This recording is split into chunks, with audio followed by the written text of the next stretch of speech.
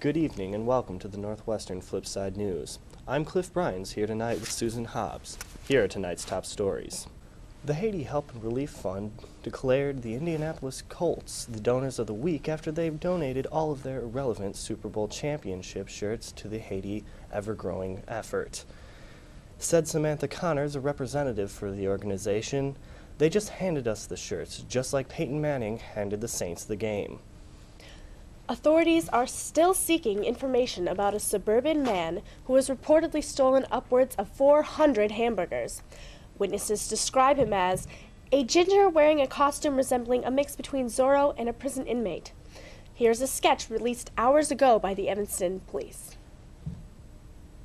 In other fast food news, Burger King has announced that it will start selling beer at many of its locations, which is good news for students as they will now be able to get drunk at Burger King rather than stumbling in after a night at the keg. In a desperate answer to Burger King's new promotion, McDonald's will now be offering tequila for tots, a small shot of tequila which will come with a Happy Meal. Also, fast food patrons can now get Jack Daniels in the box. People are gearing up for the 2010 Vancouver Olympics, and winter fever has hit Evanston as we cheer on local custodian George Horowonsky as he makes his gold medal run as a broomsman for the Polish curling team. Translators tell us he picked up his sweeping skills wiping up vomit at the deuce.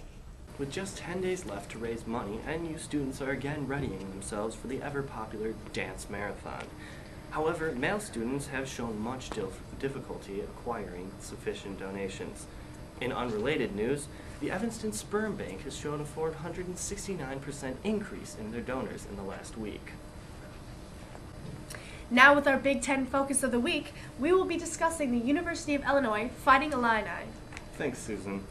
After the Illini's embarrassing loss to Northwestern, an Illinois school representative made this statement last week.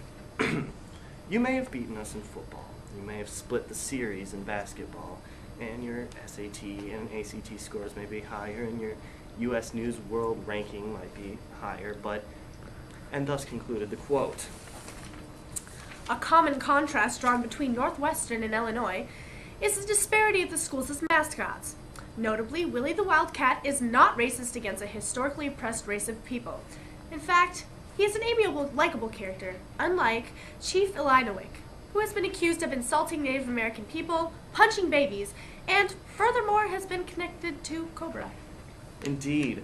And because of allegations of racism, the Urbana-Champaign School has been left without a mascot. The U of I does have the advantage, however, that their school is located in the lively cities of Urbana and Champaign. With miles upon miles of cornfields surrounding the towns, it is no wonder that the closest the people of this wonderful region will ever get to a fine sparkling white wine is the name of the town itself. Hell, the residents thought that Miller High Life's slogan, "The Champagne of Beers," meant that it was a shithole white trash beer surrounded by Illinois farmers. Well, actually, they might be onto something. And that concludes this week's Big Ten Focus. And our final story for the night. James Cameron's Avatar has continued to break box office records, especially after its coveted Golden Globe victories for Best Drama and Best Director. However, some critics have lambasted the film for its unrealistic dialogue, a criticism to which James Cameron has responded, "Really? The dialogue is what you find unrealistic?" Thank you for watching, and on behalf of all of us here at Flipside News, I'm Cliff Bryans. I'm Susan Hobbs, and I'm sleeping with your senator.